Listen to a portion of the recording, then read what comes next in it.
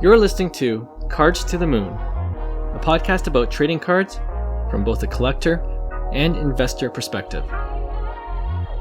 We hope you'll stick around for the ride as we take a deep dive into the state of the hobby, share some hot takes, hopefully some useful advice, and fun stories along the way. Hey guys, welcome back to Cards to the Moon. This is episode 110, and my name is Clark from 5Card Guys on Instagram and 5cardguys.com. With me co-hosting as usual is Hyung of Integrity Sports Cards, but missing in action for today's show is John, who should be back next week.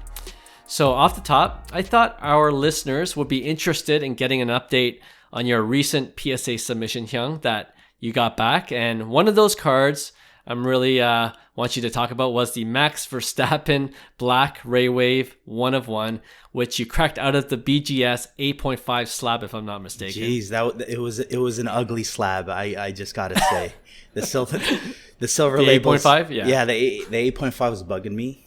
So, but the subgrades were that the edges were like a 7, or that's the reason why. So everything else had good subgrades. So I just, I cracked it out. I took a closer look, and I said, you know what? This thing actually looks pretty decent. I obviously did the inspection beforehand. I didn't really see any red flags that were like, okay, this is the reason why it got 8.5. So I ended up cracking it because I don't like BGS slabs personally. I think the reflection is different on BGS slabs, you know what I mean? Okay. And PSA slabs, I think, just hit different. And for especially that card, it made sense too, because like on PSA's label, for instance, it labels 1 of 1. Right. Where BGS labeled it didn't. Yeah, Black Raywave. And then, you know what I mean? And that's all they labeled it. So people don't realize that it is a 1 of 1. So I thought that also brought a lot of value, but it ended up getting bumped to a PSA 9, which I was very, very, very happy about. It looks, it's shinier. Like when the light shines on it, it just looks like a better card. I'm super happy with kind of like the results. That's what I was hoping for. Outside chance at a PSA 10, but I'm sure that would have went viral if it was a PSA 10. the 9's pretty good though. Wow. Yeah, I'll take the 9. I'll take the 9. So the subgrades for the BGC 8.5, it was the edges that was the lowest? Yes, it was the edges. So Weird. That's why I took a close look in the slab first. So I was like, is it worth it? Like maybe there's like a huge like a dent or something in the edge that, I could see in.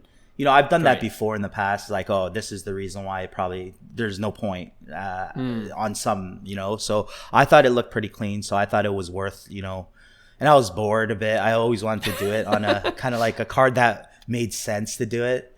Sure. And, with the news with the white labels of BGS not going away? Yeah, with it going away. So it was like, I don't even want the silver labels either. Hyung wants gold on all the numbers. Yeah, BGS 9.5s that's it. Anything else, I'd rather have a PSA slab.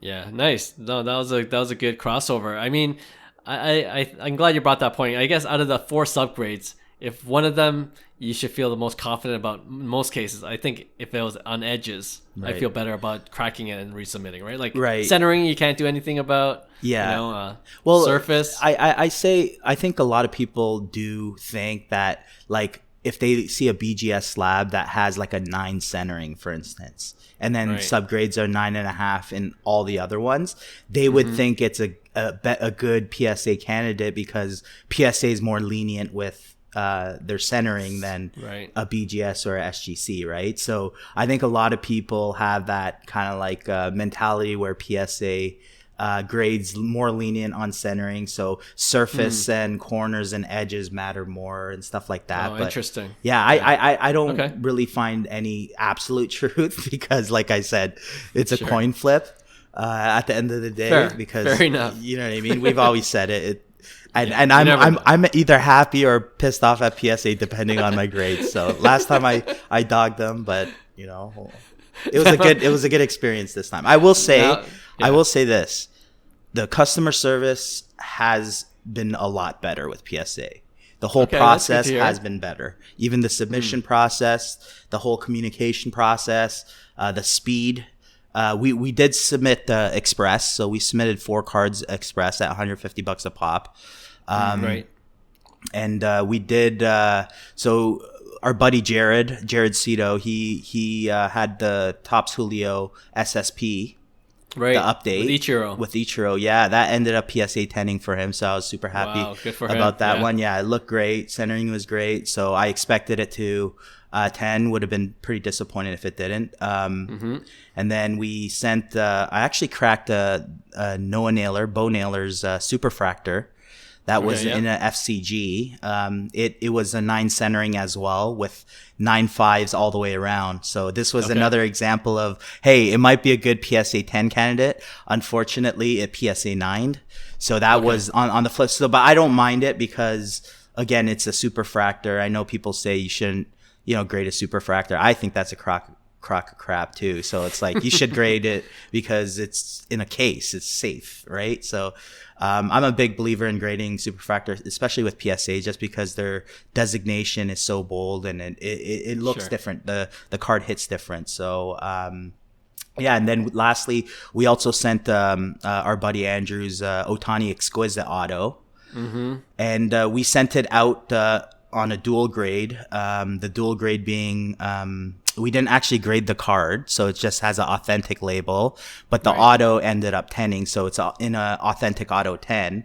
And basically the reason for that decision that we made, and believe it or not, when Andrew bought this card, it was kind of like he got a really good deal on it. This was before the Ohtani hype, and he went after the OG, old school, exquisite, Upper Deck Goodwin. It's a beauty. Yeah, it's such a kind of like iconic card, especially for the LeBron and stuff like that. So having Ohtani's, when he got it shipped, and this was earlier on, it wasn't when it was worth as much as it is today, but I think he sent it in like a paper towel. Like this Ohtani Exquisite Auto, it wrapped up in a paper towel. And it's crazy. It actually, he received it damaged. So like when he bought it, it was like you could see the corners were fine, and then when he received it, it was so poorly packaged that it was actually damaged. Brutal. So like we decided, honestly, like these Exquisite Autos are terrible for grading. Like rarely you'll get a pretty good grade. You see a lot of sevens and 8s. This one might have been even lower, but the auto was like really, really nice. It was crisp. It was clean. It was one of the better autos.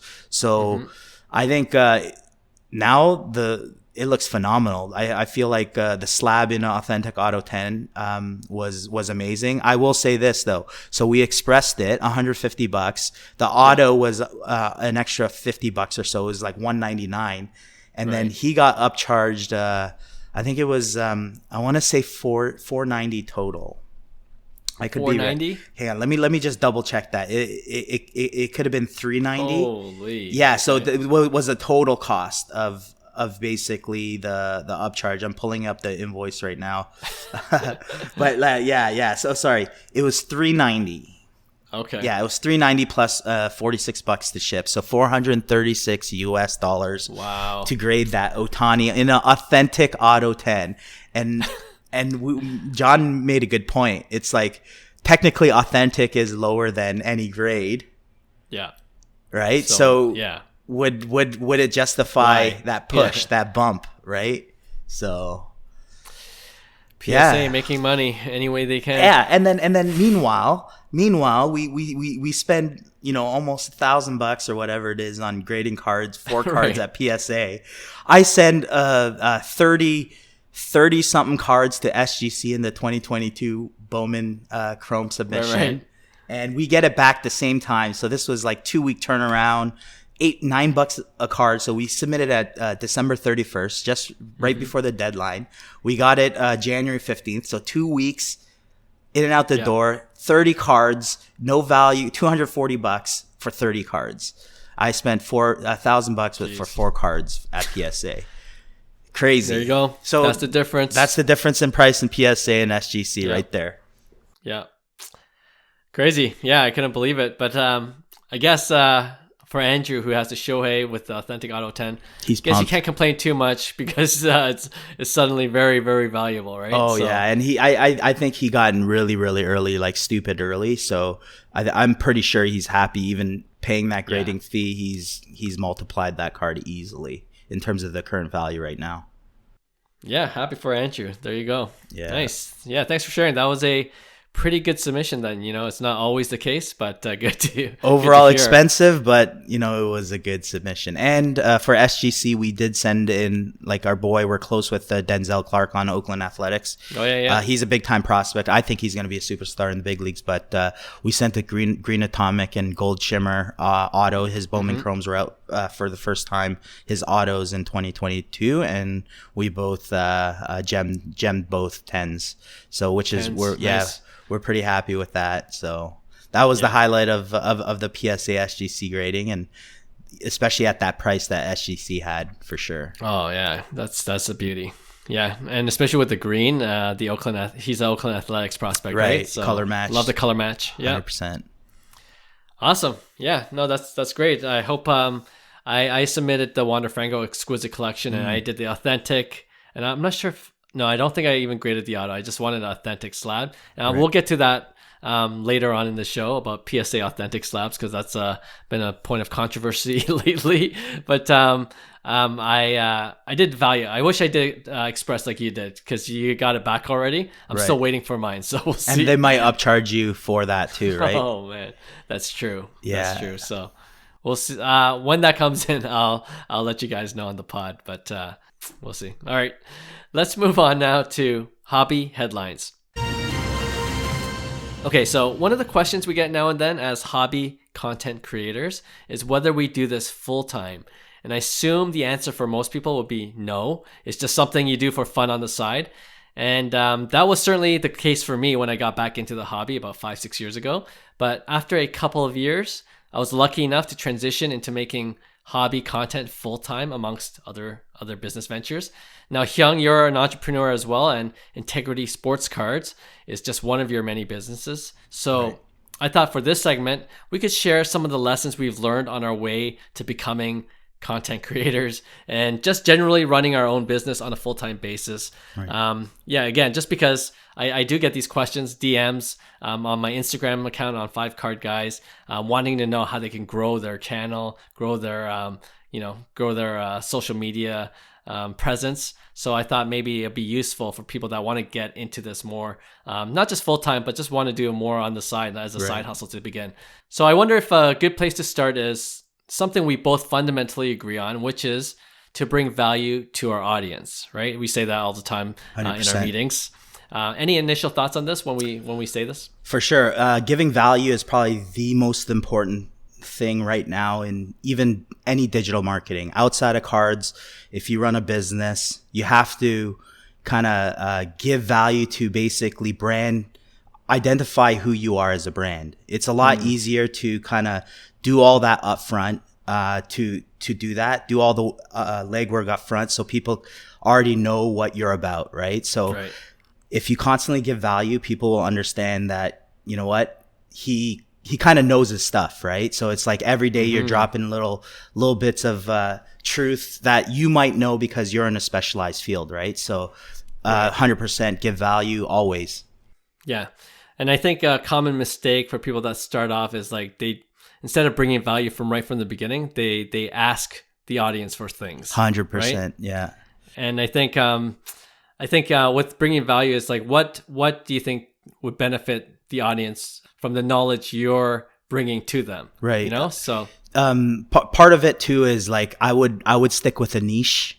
You know, like if some guys might be, you know, more baseball related. They know the card game specifically for, let's just say, first Bowman's prospecting versus like rookie card chasing, right? So it's like you could create a channel where, you know, talk about the releases, specifically Bowman, because what that's doing is it's creating an audience that, you know, you're giving value, you're giving insight of a specific niche in the card format. I feel like those are kind of like the best channels, because now you have a specialized audience and you could kind of not necessarily see it from a sports cards perspective in general. It's more of a, if you want Bowman Chrome first, prospecting, this is the guy to kind of go to, right? And kind of focus on the niche area. And like you said it before, Gary Vee says this always with him. It's like, you never really ask for business.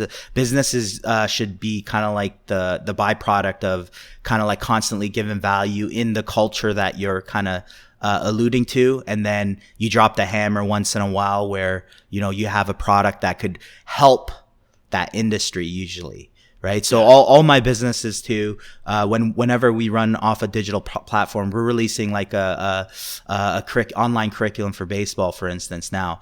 And that's one of our products that I feel like it's a very valuable product to kind of like the grassroots development. Right. So it's like we're focusing our social media attention on just giving value in terms of, insight, because what that's doing is people who see our brand, Oppo Taco, for the first time, they already get a glimpse of what we stand up for, who we are, based on the content, based on the constant, value that you keep on giving, right? So it's the culture that you're building. You're generating an audience, and then you're basically dropping them with a product eventually where they get filtered into, where you could potentially even help that community. Usually that's the combination that I like, just because they go hand in hand. It's a lot easier to market it. It doesn't feel like you're really pushing a product, and you're really giving value, right? So you see a lot of YouTubers actually do it. They're like, they push their content, they have their own niche. And then,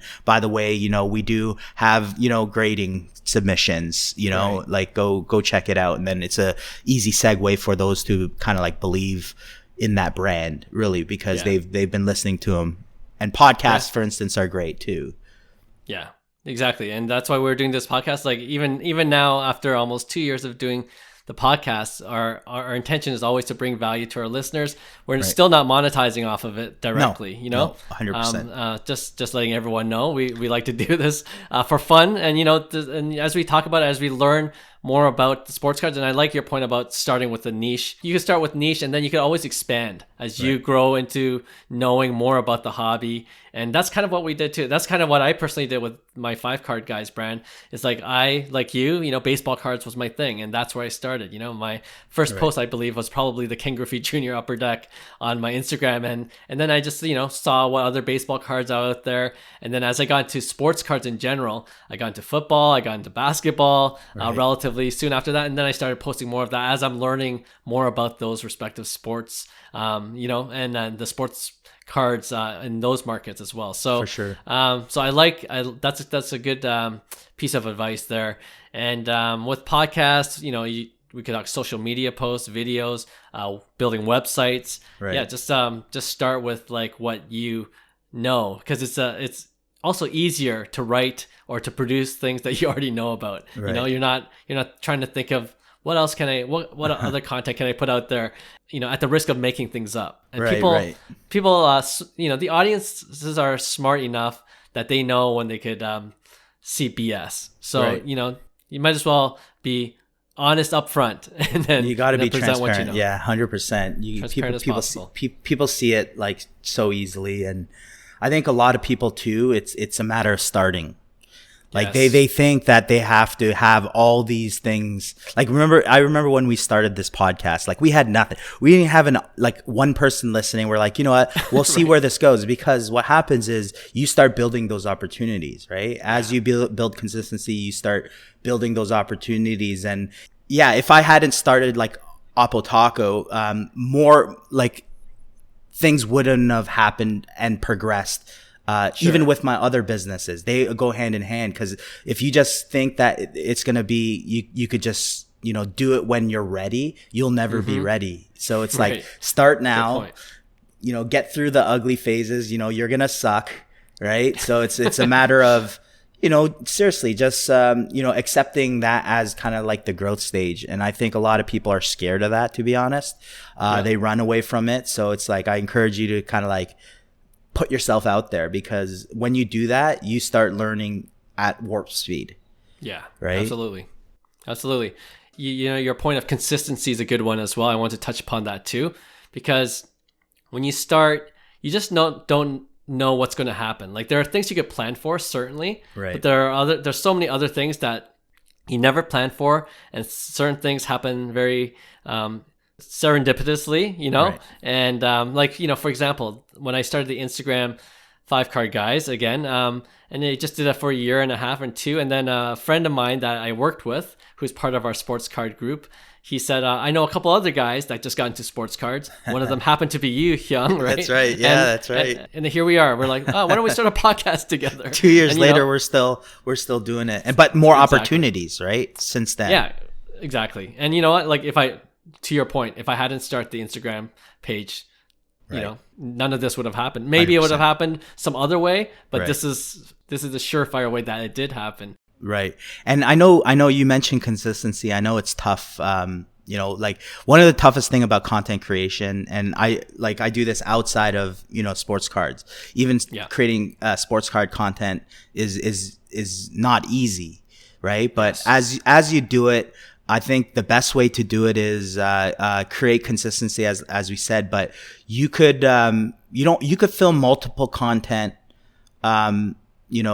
within a day, for instance, where you dedicate 1 day a week, and you potentially start a podcast. Let's just say this podcast, Cards to the Moon. Mm-hmm. We have the option to splice up this content, right, and go into a segment where it's just literally a 10-second clip of maybe us talking about a certain card and why, right? And then you literally trim that. We were talking about this actually right before the show. You literally lay over videos, for instance, and you're able to create couple ways where you speak for hours, recording yourself through a podcast, and then you literally have a month or so worth of content through, right. That one episode, because you're just literally taking clips and constantly, splicing them. And then you're doing it consistently in a way where you're posting it. So you're constantly giving value. Right. So I think that's, people have the illusion of, man, it's Monday now, so I have to, set it up, set my setup up and do this every week. It's like, no, it's not how it really works. It's rarely how it works unless you're doing a live show at a specific time, right? It's like, usually go like for our podcast, it's a little different because we're in a consistent phase where we're releasing every week. We could record once a week. We don't need that much preparation to do it. So it's like kind of flows well, right? Sure. But a lot of the times when you're creating content, it's a lot tougher than that, right? To just, be able to every week pick something up and say, you know what, this is what I'm going to talk about. It's like, no, brainstorm it, get like 10, 15 different ideas down, maybe spend a whole day just, recording, different types of content, and then see what you have and see how you could kind of like map it out for the next month or so, right? Yeah. To build that consistency. Yeah. And, like we do this podcast week after week, like you were mentioning, but for us to be consistent on like other social media platforms using the content that we produce here on this podcast, right. That helps us produce consistent content on those platforms, on right. Twitter or Instagram or TikTok, whatever those might be. So yeah, if you think your way through it, if you plan right from the beginning, it just becomes a lot easier to be more consistent. And the value of consistency is that you do see your audience grow. So like for podcasts, like people are now very used to a new episode every Tuesday. And then once we added a second episode after a year of like doing right. Tuesdays consistently, we could handle once a week. Right. We're like, maybe we could do one additional one every other week. Like we wanted to commit to a second episode based on what our schedule availability was. We didn't want to start something we couldn't do consistently. Right. That's why we're doing it every other week still, because we're all busy doing other things too on top of sports cards. So that's just make sure whatever you do, try to do as consistent as possible, but within your schedule. Like you might lead busy lives, like we all do, and right. So if it's like once every 2 weeks, that's fine. Right. Just do that consistently. And then when you have more time, do it once a week. And then some guys could do it daily. It's not a problem doing right. producing content daily, but you're doing as long as you're doing consistent. for Instagram and things like that. So yeah, you kind of get used to your pace as right. well, right? And you know what you can handle. So speaking of consistency and building audiences, as we've been able to do, fortunately, with our podcast, I think we're still running that contest. It's not too late to enter for the Stadium Club Blaster, where we just reached 1,000 subscribers, and that took about a year and a half. But that's I think a byproduct of our consistent shows that we're doing every Tuesday, every other Friday. And then once you have the audience, then you could really start to think about how to monetize. It's something we discussed as well, right? Like 100%. I, as we mentioned, we're not really directly monetizing off our podcast yet, but the brand awareness that it brings to all the other stuff we're working on, that's where we are looking to monetize in, or can monetize in, because we have the ability to do that. So for example, on 5 Card Guys, I have my daily auctions page, and it's a kind of a, I get most of my revenue through affiliate marketing at the moment, whether it's through partnerships with eBay or PWCC. But people know 5 Card Guys, people know Integrity Sports Cards through our podcast, Cards to the Moon, because we're on this every week. So, build your audience first and then think about monetizing instead of the other way around. 100%. Because I think the other way around, when you don't have an audience and you're trying to think of monetizing, is just demoralizing, because it's $0 week after week. Yeah, that's true. But when you build an audience, then you have something to work with. And then there's also, like, I feel like people need to feel like they need to monetize directly. Like, if I'm putting out this content, like, I'll tell you right now, if you do a podcast, most likely you're not going to get any like money for podcasts. No matter, even with advertising, you don't want to go down that route where you're selling ad space for like $20 an episode and you're like scrounging around for kind of like what we talked about was like brand credibility. Like, these are way bigger than any small monetization amounts. This is creating a brand. This is in conjunction with like potentially doing something outside of it. And then you use your podcast as a form of communication where you could push your products, right? But ultimately, you want to be transparent so that people kind of see what your intentions are, and to make sure that you're providing value and you're credible. So it's like and this might have been on your list too, is that's why when you build that credibility, it's so much easier to do partnerships. And partnerships are so important when it comes to social media. We call it what's called influential marketing, where you partner up with other influencers that can potentially push whatever you're trying to do, and good partnerships align up depending on the background of individuals. So do your research and make sure it's a good fit with your brand and where you could potentially bring value to that person potentially, right? Exactly. Yep. That's a good segue into what I was going to say, because with partnership and with collaborations, a lot of it is dependent on the audience you have, on the audience you built. Partners, especially bigger collaborations with companies or corporations or other influencers that are bigger than you, they like to see that there's some synergy in partnering with you based on your audience. So work on always building your audience, and that always goes back to where we started from, giving them value. So that's where you should start, and try to think like, what can I bring to the table that will bring value to potential listeners, the potential audience that you're trying to build. So that's partnerships is another way you can obviously monetize later on down the road. And I only have one more point. You might have a few others after this, but I want to bring the idea of trying new ideas all the time and not being afraid to fail. Ooh, right? I like that.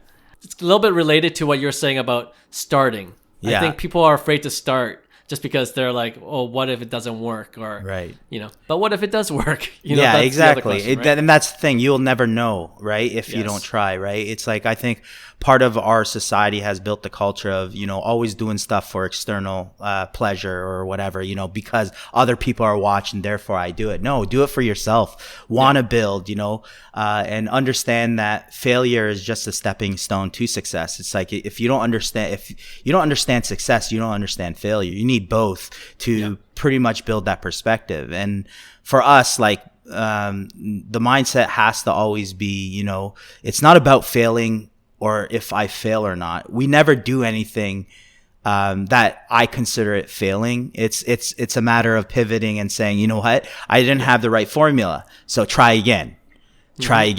try again until you actually, produce what you're happy with. And you've grown so much in that process through failure, through wisdom, through experience, right? That you're able to pretty much, capitalize on it. So like for me, that's the most valuable thing you could kind of go through is that beginning stage of grinding. I understand it more than I've done so many startups in terms of businesses. I've dealt with a lot of failure that, it builds character at the end of the day. It builds kind of resilience. Sure. It builds to a confidence in you that you're like, you know what? I failed so much that I'm dead certain in what I'm doing, right? So that's the way I look at it, especially through my forms of business.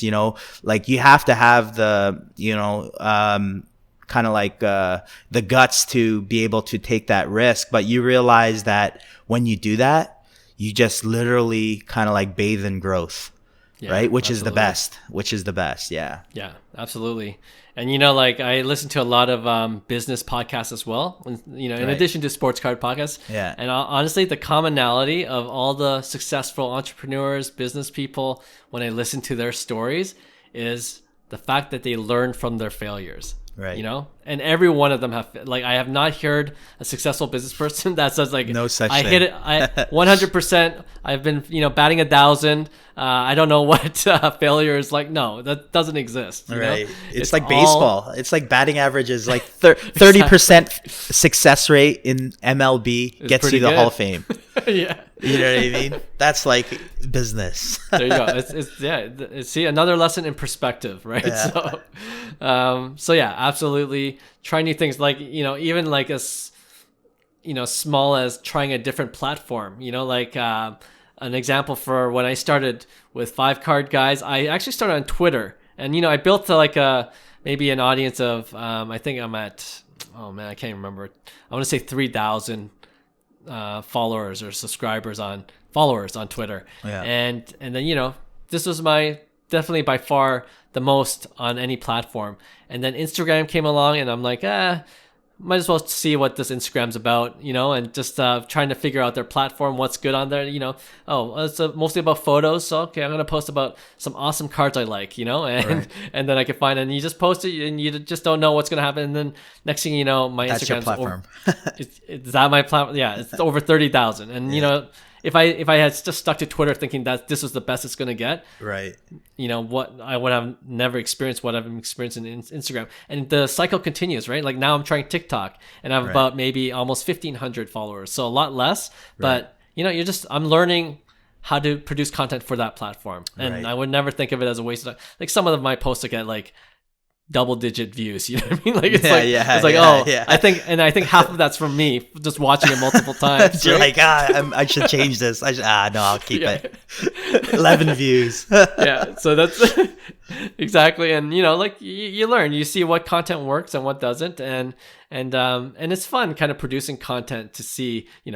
I'm giving myself a lot of at-bats, if you go back to baseball as an analogy, like you're trying things, and you never know which one's going to be the home run, right? Right. Or the double, or, you just keep working at it. So, so try new ideas all the time. Don't be afraid of failure. You're going to learn a lot from failure. So that's always a good thing when you're trying to build something.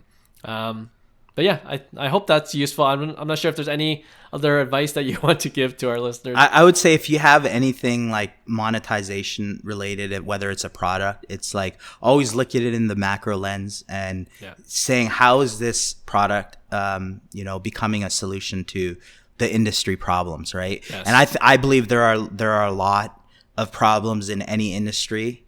And it's a matter of, being creative, using technology. That's why technology is so great, is like you could use the current technology and it changes things. Like we talk about ChatGPT all the time. It's like stuff like that should be used, to, understand that, more possibilities exist. And as you spend time, it's not like products are just made like overnight and saying, oh, I have the perfect product. It's like, as you immerse yourself into the culture of sports cards, you start knowing the goods, the bads, kind of like everything. And you say, you know what? Why isn't there an app for, like, a card ladder before they existed? They're like, you should have data accessible right on your phone. So it's like they created an app that solved that problem, right? So always looking at the macroeconomics lens, saying, okay, from a business perspective, how could I, create a solution to the current problems that, my marketplace or my community is experiencing. Yeah, 100%. And as you were saying, like even we're recording this podcast together, one thing I'm reminded of, like, it might not be for everyone. Some people could work by themselves and be accountable to themselves, but often, when you're working with people, like-minded people, like, with this podcast, with you, yourself, Hyung, and John, just keeping each other accountable to doing it on a weekly basis, it becomes easier when you're like, oh, we dedicated this time to work on it together. Yeah. Right? So there are certain projects you just probably would benefit from having a partner or someone to collaborate with on a consistent basis. So if you could find one of those guys or one of those girls in your part of the business that you're trying to run, that's probably really helpful. Accountability is a big thing too. Awesome. All right. Yeah. So again, hope that was some help and encouragement to those who are looking to start their own hobby business or just becoming a content creator. We hope many of you do, because that's just another way, I think, to keep more collectors engaged in the hobby. We need more of you guys creating content. There's space for everyone. For sure. So yeah, love to see you in this space as well. Okay, next we got another round of overrated, underrated. And the theme is parallels, part 3. We've done this a couple times before, but the fact that this is our third time doing this segment with parallels as a theme just shows you how many parallels there are in the sports card world. So I got 5 more, and I'm curious to see what you say, Hyung, for this segment. All right, so let's start with this, because I just noted this. I think this came out a year ago, but I've only discovered it this year. I'm talking about the Red Lava number to 5. I think it's a Bowman Chrome thing, yeah. Yeah, Red Lava. What do you think? We have Red Shimmer. We have. It's just ridiculous. I did an Instagram reel on this because I noticed that there's a lot of red parallels numbered to 5. Red Lava, Red Shimmer, Red Wave. Yeah. And red, then you got True Red, and then True Red Sapphire. Red Sapphire. That's right. Yeah. Yes. So I like reds in general because they're out of 5. Like, to me, yeah, I don't care what red they are. Like, if it was an orange lava, it's like, I would be like, you know what?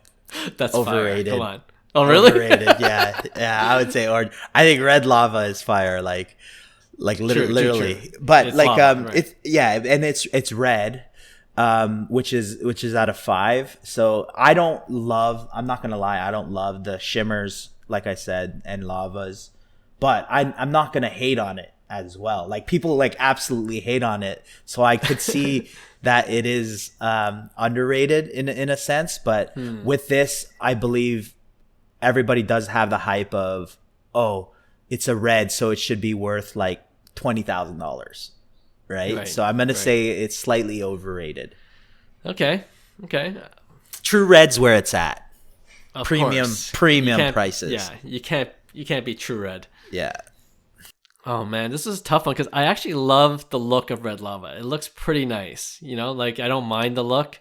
And you mentioned orange lava, like red, orange. I like both of them because, lava is fire and red and orange is associated with fire. So I like that kind of match. But I'm with you. Like, I think the prices that Red Lava is already commanding for some of these cards, it's like a half step from True Red, which I don't think it should be.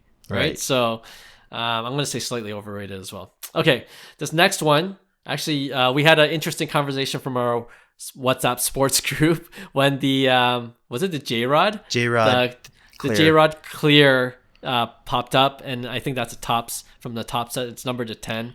Tops update, yeah. Tops update, sorry. Yeah. And so we talked about the Clear Parallel. What do you think? You know what I'm going to say? I own Luis Robert Clear, PSA 9.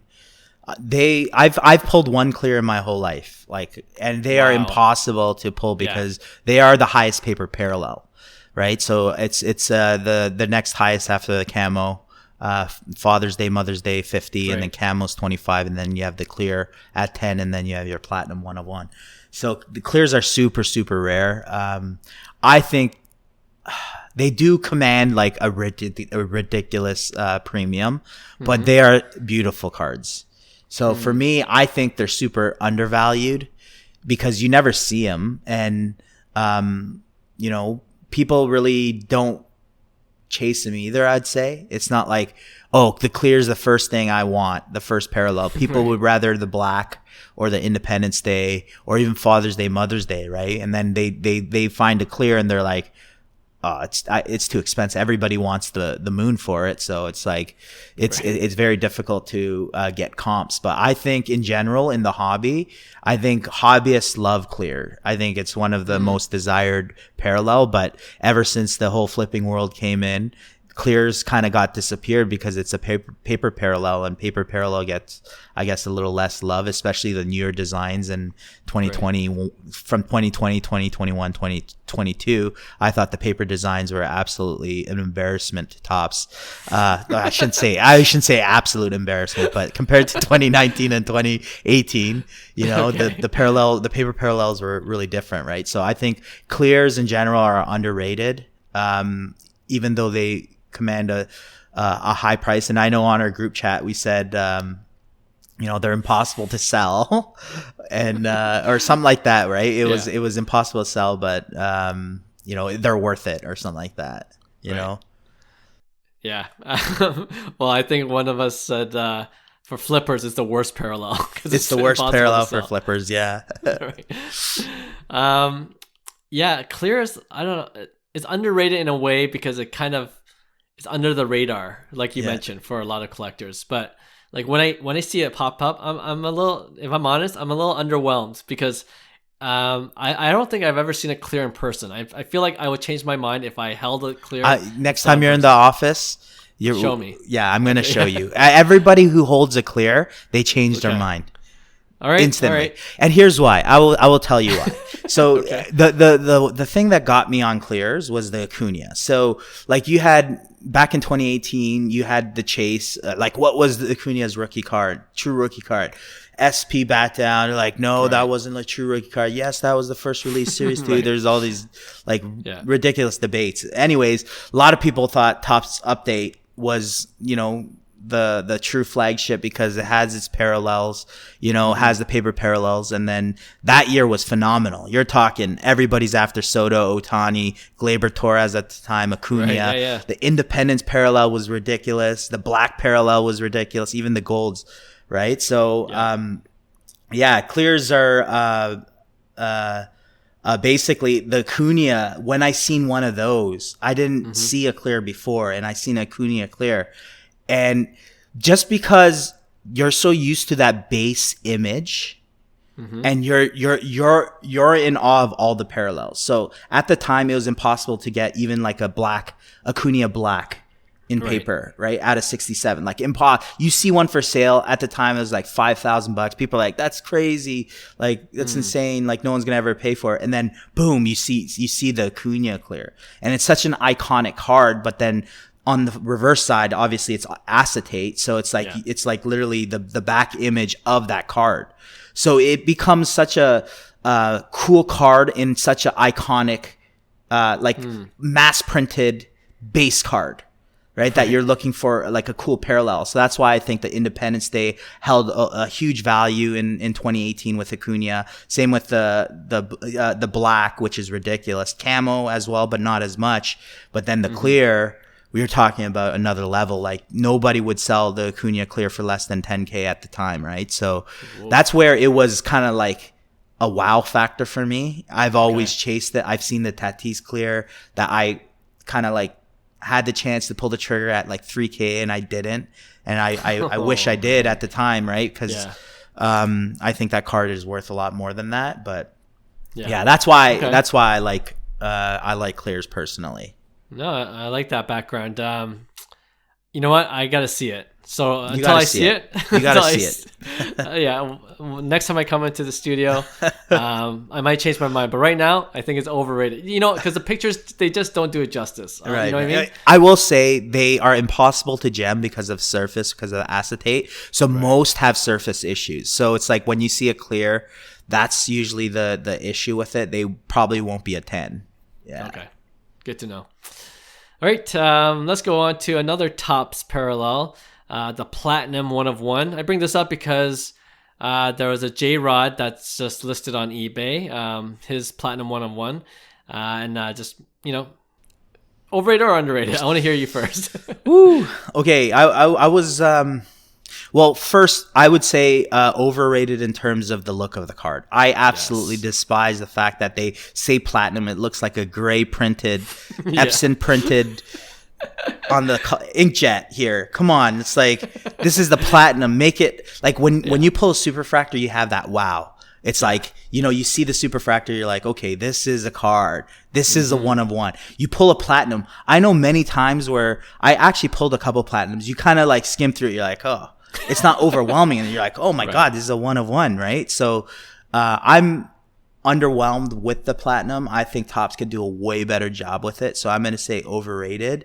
But just remember, like I was looking at prices today on Mike Trout cards, and a black BGS 9 or something like that sold for $60K or something like that. Okay. The last sale. There's not too many sales, right? So I'm thinking, man, that J-Rod 1 of 1 might be like an absolute monster card, because when the owner, I've seen it, he's in our forums too on Facebook. He listed it for 60,000 or best offer. I think he has it up on eBay for 99 or best offer or something like that. Yeah. So yeah, I think the card has huge potential in that sense. I'm not saying it's overrated in that sense. I think it's going to fetch all the dollars that it commands. I just think it's overrated in terms of if that's the 1 of 1. It's not even, do you know how Panini writes 1 of 1? Like Topps just stamps it like 1/1, and then it's like underwhelming gray tones. It's like overrated, man. Yeah. I'm not gonna take too much time on this. I agree with you 100%. Just the ugly gray border doesn't even look platinum. Yeah. And yet it commands these ridiculous prices. It's a 1 of 1, but the look of it definitely underwhelming. So I'm going to say it's overrated as well. All right, we're going to talk about a couple more 1 of 1s, both in the Prizm sets, mostly for basketball. Nebula 1 of 1. This one's a tough one for me. It's like I looked at eBay for some Nebulas, and I was like, man, I don't know if I would buy a 1 of 1 Nebula. It's very underwhelming in my opinion. And I've seen a Nebula in person though. They are beautiful cards. I will say they are beautiful cards. The problem is you don't know that they're 1 of 1s. Like to me, it's like staple superfractors are 1 of 1, right? In basketball, I guess Prizm it'd be black. Right. Or something like that. Sometimes it's black shimmer in baseball sometimes. Yeah, I'm not a huge fan of Nebula, to be honest. I'm going to say overrated. Okay. I'm going to opposite. I think it's underrated. Nebula is beautiful looking card, man. It is a beautiful looking card. I feel like Nebula is getting a little bit more traction these days, I saw the picture of the Luka Doncic silver Nebula Prizm, the 2018, looks amazing. Like that's almost a modern iconic card now. And I think I don't know. I get the feeling that more basketball card collectors specifically know that the Nebula is 1 of 1. So I love the look and I love the shine on it, and I just think it's distinctively 1 of 1, unlike the platinum 1 of 1 we just talked about. So I'm gonna say it's underrated for the Nebula 1 of 1. But the other one, you kind of mentioned the black Prizm, which is also 1 of 1. Do you think that's overrated or underrated? Are we talking about Prizm blacks? Yes. Yeah. Prizm. Oh man, have you seen the Luka Black Prizm? It is disgusting. Like I just had seen images of it. Yeah. I like the images of it, right? Right. So it's like for me, the Black Prizm is like the card to get in Prizm. Like that's like equivalent to Superfractor in my opinion. And like to me, those are classic 1 of 1 paninis, right? You look at any big 1 of 1s. They're not the waves, they're not nebulas, they're not any fancy stuff. It's just straight up black, clean look, especially on the Prizm. I'm a huge fan. So I'm going to say like it's probably overrated in general, but I'm going to still say it's underrated because it commands that as kind of like the Superfractor in Topps Chrome, right? So I see it the same way. It's the Prizm Black, and that's that's the holy grail. Yeah, it's definitely. Well, I think there's a story behind whether the Black Prizm 1 of 1 has actually been pulled, and no one's claiming it yet. But I don't know if maybe it's because I come from collecting baseball cards, and the black parallels aren't 1 of 1s, right? For baseball, like for Topps or for Bowman. Anyway, I know it's not 1 of 1. So to see Prizm with a black parallel being a 1 of 1, I just don't equate it. Like, it's the opposite of what I feel like the Nebula is. Like, Nebula for me, 1 of 1. It's already ingrained in my mind. Where if I ever saw Black Prizm, I'm like, oh, okay, that's numbered to 50 probably, or you know. So maybe I'm not as familiar as the Prizm sets and all the parallels associated with, especially with basketball Prizm. So I'm gonna say it's overrated for that reason. But you know what? Since we're both on opposite sides of Nebula and Black Prizms, I'm gonna put a poll up when this episode comes out, and we'll see what people say. I'm interested. The classic. It's the classic. It's like the superfractor, man. You can't hate on the superfractor. No, I'm definitely not hating on the superfractor, but I don't know if I put the Black Prizm up there with it. But yeah, to each their own. All right, that is another round of overrated, underrated. I'm sure we'll have a round or part 4 of parallels because there's so much more. And I always like doing parallel themes, so we'll do that again sometime with when Johnny's back. All right, we'll finish off the show with our regular weekly segment we call Pick One. And if you're joining us for the first time, this is a segment where each of us chooses 2 cards and then we debate which one we would rather invest in. All right, so as usual, Hyung, do you want to start things off? Sure. We're sticking with obviously baseball here. Yeah. And I was actually going a little trout hunting because I've been looking at prices, just even on Card Ladder. I've been looking at kind of like the trends and stuff. I think it's a pretty good time to buy. I think update PSA 10s are pretty strong. I thought it would go down to 1,000. It seems like 1,500 is kind of like that support. Even for the Topps update, it's a pop 5,000, right? So for me, that's really scary. So I'm staying off Mike Trout's.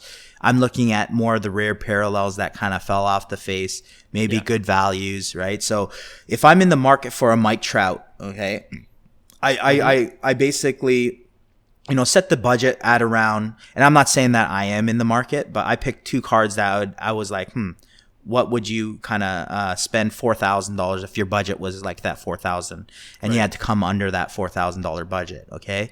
So the first card I have comes from 2011 Topps update. But the Cognac Diamond Anniversary. So the diamond is the silver looking one. This is the Cognac, the more bronze looking one. Yep.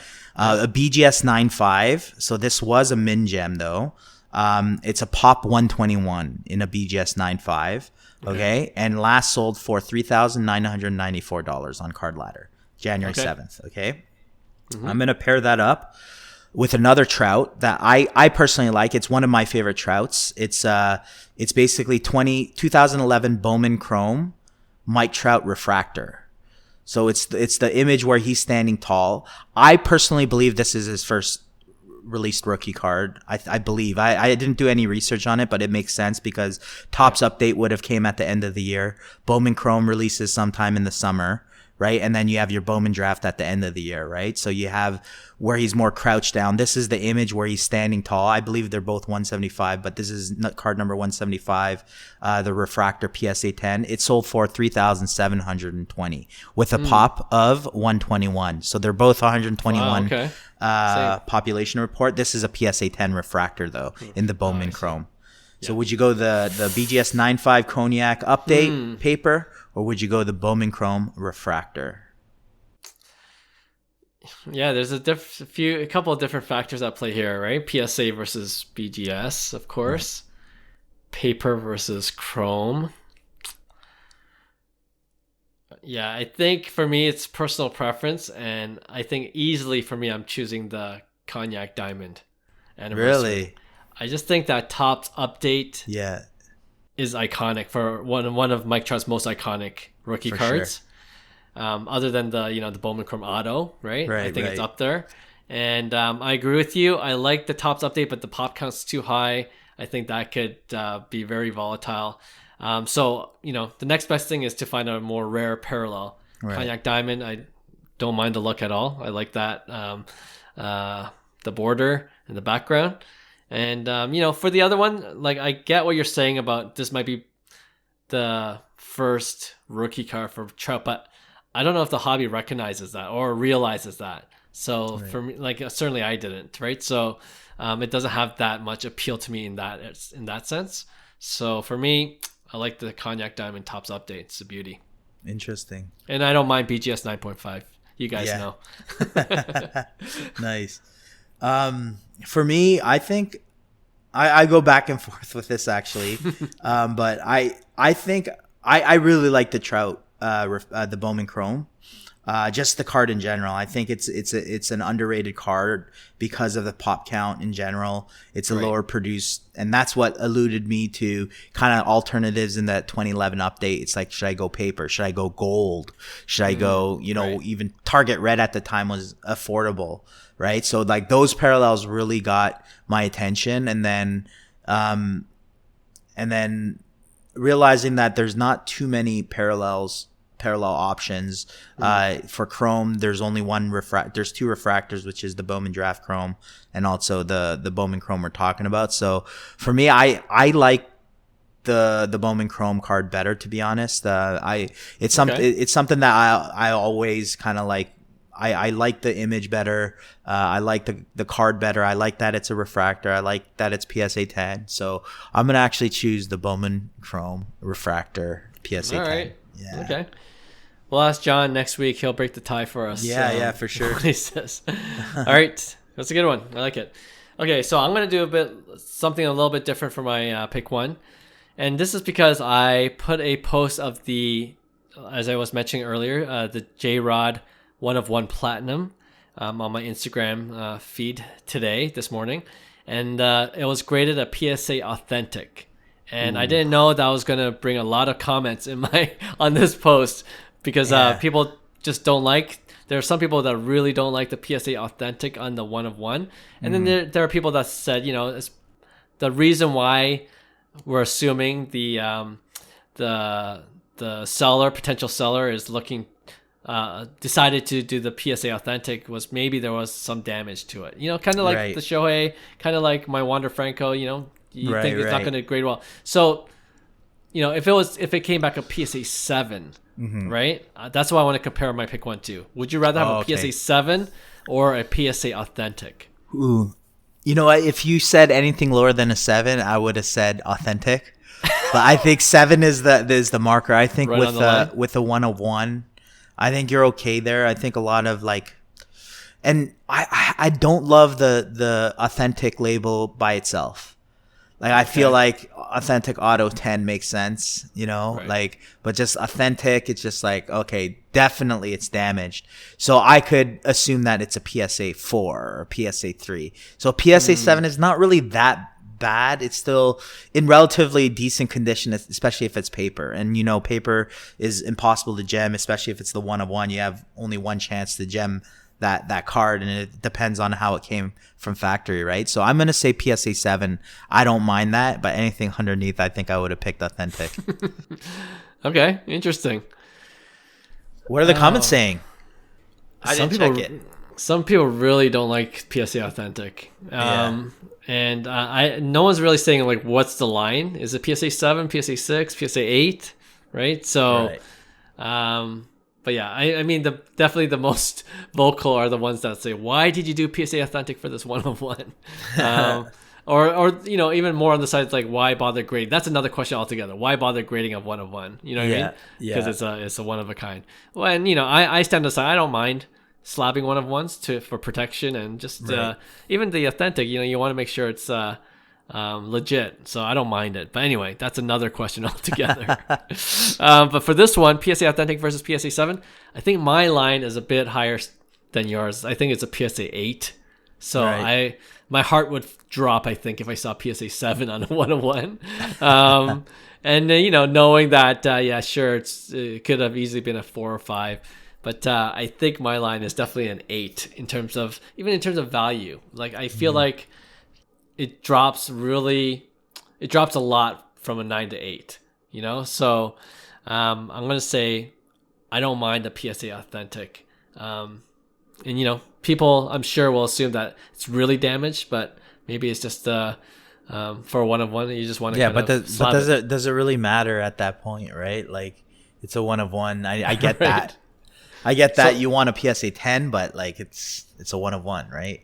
So why bother slabbing? Well, this is a circular argument here. No, well then why bother slabbing it? Is because let's just say, you know, you drop Right. your card, or like it's just not protected at the end of the day, and that's why you slab a card in general. It's like, why wouldn't you, right? But I do enjoy, what I'm enjoying a lot is non-slab cards. I'll be honest with you. Interesting. For me, I enjoy the card. I put it in a one touch. You know, I'm not going to grade it, and that, you know what? Don't need to grade it. I'm not going to sell it. I'm not like, I care about like an apps, especially if it's a super, super rare card. Right. I don't mind not grading it too, if I'm going to keep it in my PC, right? So I have a bunch of like players that I coached, for instance. They're Bowman First Chrome. Like, I have tons of, you know, guys that have their Bowman First Chrome. I just collect all of them, like the rare ones, and then I don't grade them because financially they're not worth grading. Right. I'm kind of saying they're not worth grading, right? But Right. yeah, essentially that's where it, where I come down to it, right? So I don't mind enjoying the card in the one touch, 100%.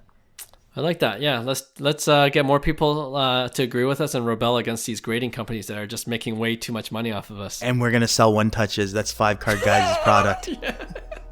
Don't tell them our business plan yet.